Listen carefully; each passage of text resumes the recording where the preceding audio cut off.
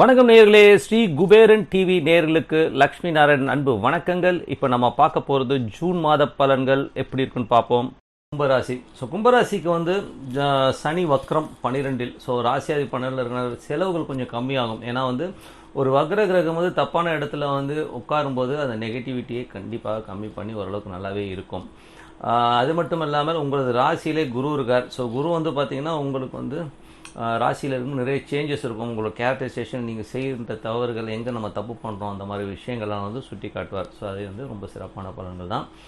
மற்றபடி வந்து உங்களது 2ஆம் அதிபதி. 2ஆம் அதிபதி குரு வந்து பார்த்திங்கன்னா ராசியில் இருக்கும்போது குடும்பத்திற்காக நிறைய மெனக்கெடுகள் பண்ணுவீங்க. குடும்பத்துக்காக வந்து நிறைய பிளான்ஸ் போட்டு அதுக்கான முயற்சிகளில் இறங்குவீங்க இந்த மாதம்.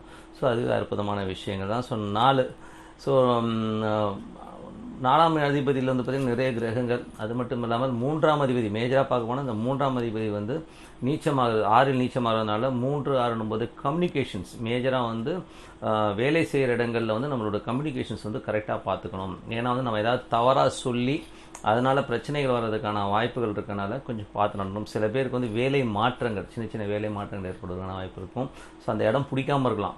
அந்த மாதிரி விஷயங்களுக்கும் கொஞ்சம் பொறுமையாக ஹேண்டில் பண்ணுங்கிறது தான் ரொம்ப முக்கியம். 3, 6 கொஞ்சம் அலைச்சல்கள். ஒரு சில விஷயங்களில் வந்து நமக்கு வந்து ஒரு சாட்டிஸ்ஃபேக்ஷன் இல்லாத ஒரு மூமெண்ட்டு, நமக்கு தகுதி குறைவான இடத்துல வந்து நம்ம போகிறதுக்கான வாய்ப்பு இருக்கனால கொஞ்சம் உஷாராக இருக்கணும். அதே மாதிரி இளைய சகோதரருக்கும் உங்களுக்கு வந்து நிறைய கருத்து வேறுபாடுகள், டென்ஷன்ஸ் உருவாவதற்கான வாய்ப்புகள்லாம் இருக்குது. அதனால் 2 பேரும் சண்டை போட்டுக்கிறதுக்கான விஷயங்கள்லாம் இருக்கனால கொஞ்சம் பார்த்து நடந்துக்கணும்.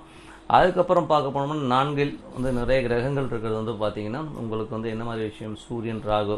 சூரியன்கிறவர் வந்து உங்களுக்கு 7ஆம் அதிபதி வந்து 4ல் இருக்கிறனால, அது ராகுவோடு இருக்கிறனால கொஞ்சம் வீட்டில் வந்து சலசலப்புகள் இருக்கும். தாயாருக்கும் ஒரு மனைவிக்கும் வந்து நிறைய சலசலப்புகள், ஒரு டென்ஷன் உருவாகிறதுக்கான வாய்ப்பு இருக்குது. ஏன்னா அது சூரியன் 1ஆம் தேதியிலேருந்து 5ஆம் தேதி. 15ஆம் தேதிக்கு மேலே ஓரளவுக்கு நல்லாவே இருக்கும். 15ஆம் தேதி வரை கொஞ்சம் கேர்ஃபுல்லாக இருக்கணும். கணவன் மனைவி உறவு, அம்மாவுக்கு வந்து கொஞ்சம் பார்த்துக்கணும். அம்மாவுடைய உடல்நிலை சார்ந்த விஷயங்கள் வந்து 1ஆம் தேதியிலேருந்து 5ஆம் தேதி வரை பார்த்துக்கிறது ரொம்ப ரொம்ப நல்லது. அது மட்டும் இல்லாமல் 4ஆம் அதிபதியும் 5ஆம் அதிபதியும் வந்து ஒரு பரிவர்த்தனை. குழந்தைகள் சம்மந்தமான விஷயங்களுக்காக கொஞ்சம் செலவு பண்ணுவீங்க. குழந்தைகள் வந்து கொஞ்சம் ட்ரிக்கியாக நம்மளை வந்து செலவில் இழுத்து விடுவாங்க. அதை கொஞ்சம் பார்த்துக்கங்க.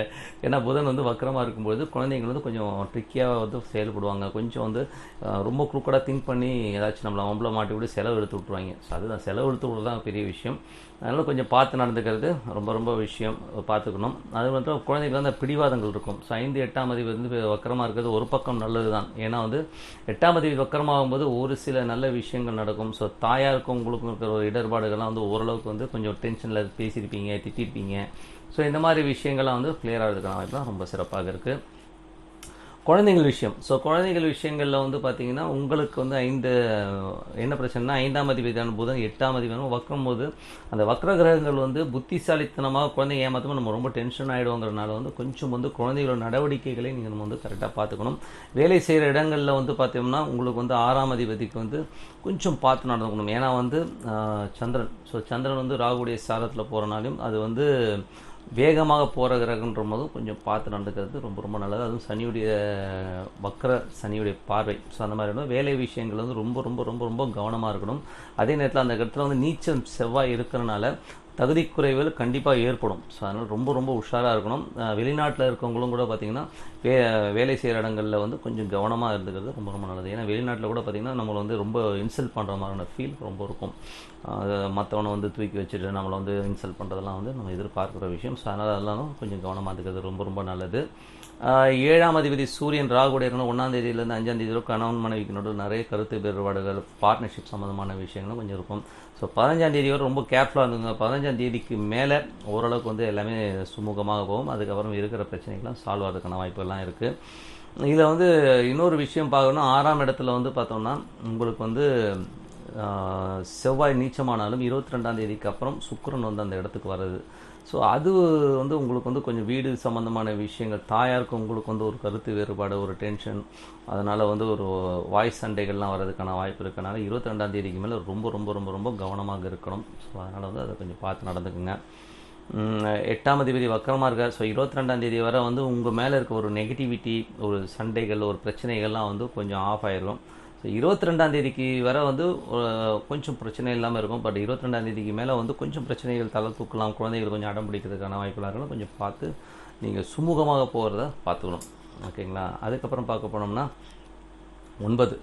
ஸோ 9ஆம் அதிபதி சுக்கிரன். ஸோ 9ஆம் அதிபதி சுக்கிரன் வந்து பார்த்திங்கன்னா இப்போ பரிவர்த்தனையில் இருக்கிறார். ஸோ எந்த மாதிரி பரிவர்த்தனைனா உங்களுக்கு வந்து 4-5 பரிவர்த்தனை இருக்கிறனால சொத்துக்கள் சம்மந்தமான விஷயங்கள், அப்பா சொத்து, இந்த மாதிரி விஷயங்கள் சின்ன சின்ன கன்ஃபியூஷன்ஸ்லாம் இருக்கும். ஸோ அதனால் வந்து அதெல்லாம் வந்து கொஞ்சம் அவாய்ட் பண்ணிக்கிட்டு பொறுமையாக வந்து டீல் பண்ணிங்கனாலே எல்லாமே சிறப்பாக இருக்கும். அது 22ஆம் தேதிக்கு மேலே அப்பாவுடைய நடவடிக்கைகளுக்கு அப்பாவுக்கு உங்களுக்கும் வந்து நிறைய கருத்து வேறுபாடு இருக்கும். ஃபேமிலியில் வந்து அம்மா அப்பா 2 பேருமே நம்மளை வந்து நெகட்டிவிட்டியாக பண்ணுறாங்களோ, நம்மளை வந்து அவமானப்படுத்துகிறாங்களோ அப்படிங்கிற எண்ணங்கள்லாம் நிறையா வரும். ஸோ அந்த மாதிரி விஷயங்களை கொஞ்சம் பார்த்து நடந்துக்கணும். மற்றபடி வந்து பார்த்தோம்னா தொழில். ஸோ தொழில் சம்மந்தமான விஷயங்கள் வந்து கேது இருக்கிற அது சனியுடைய சாரத்தில் போகும்போது தொழிலில் வந்து நிறைய மாற்றங்கள் பண்ணுவீங்க. ஏன்னா வந்து அதில் வந்து பார்த்திங்கன்னா இதுவரை இருந்ததை விட இன்னும் நல்லா வரணும் அப்படிங்கிற எண்ணங்கள் நிறைய வரும். ஸோ கொஞ்சம் தொழில் ரீதியான விஷயம் நல்லா க்ரோத் இருக்கும். இதுவரை ஸ்டக்காக இருந்தாலும் ஸோ இன்னொரு இடத்துல போயிட்டு நம்ம எப்படியாச்சும் வந்து ஒரு பெரிய லெவலில் வரணுங்கிற எண்ணங்கள்லாம் ரொம்ப அற்புதமாக இருக்கும். இதெல்லாம் வந்து ஒரு நல்ல விஷயங்கள், நல்ல சைன் தான். ஏன்னா வந்து வக்கரகிரகங்கள் நல்ல பலன்களை கொடுக்கும். ஸோ அதனால் வந்து உங்களுக்கு வந்து தொழில் ரீதியான விஷயங்கள், நல்ல லாபங்கள், நல்ல விஷயங்களாக இருக்கும்.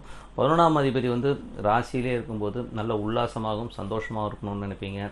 உங்கள் வெற்றிக்கான பிளான்ஸ்லாம் வந்து பர்ஃபெக்டாக போட ஆரம்பிச்சுவீங்க. ஸோ இதெல்லாமே ரொம்ப சிறப்பான விஷயங்கள் தான். நீங்கள் வழிபட வேண்டிய தெய்வம் வந்து பார்த்திங்கன்னா உங்களுக்கு குலதெய்வம். ஸோ குலதெய்வம் தெரிஞ்சுன்னா இப்போ ஒரு கருப்பண்ண சாமி வந்து உங்களுக்கு குலதெய்வமாக இருக்குதுன்னு வச்சுக்கோமே, உதாரணத்துக்கு சொல்கிறேன். ஸோ நீங்கள் என்ன பண்ணணும், தனிமையில் ஒரு காலையிலேயே வந்து ஒரு தனிமையான ஒரு இடத்துல ஒரு 10-15 நிமிஷம் ஓம் கருப்பண்ணசாமின்னு சொல்லி மனதார ஒரு 5 நிமிஷமாச்சும் அந்த மெடிடேஷனில் போங்க. ஸோ அற்புதமான பலன் கிடைக்கும். அப்படி வந்து என்ன காலையெல்லாம் எந்திரிக்க முடியாதுங்க, நான் எந்திரிக்கிறதே 9 மணிங்க அப்படின்னா நைட்டு வந்து நீங்கள் படுக்கிறதுக்கு முன்னாடி ஒரு 10 நிமிஷம் ஒரு அமைதியான இடத்துல உட்காந்து பண்ணணும். நைட்டு நான் வேறு மாதிரி இருப்பேன்னா அது எனக்கு தெரியாது.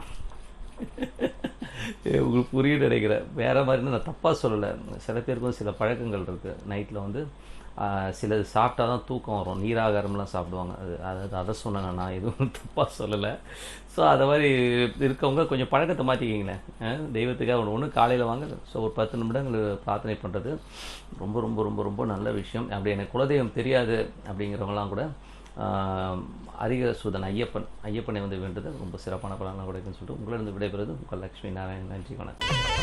ஸ்ரீ குபேரன் டிவியை பார்த்தமைக்கு நன்றிகள். மேலும் இது போன்ற தகவல்களை தெரிந்து கொள்ள ஸ்ரீ குபேரன் டிவியை சப்ஸ்கிரைப் செய்யுங்கள். மறக்காமல் பெல் ஐக்கானை கிளிக் செய்யுங்கள்.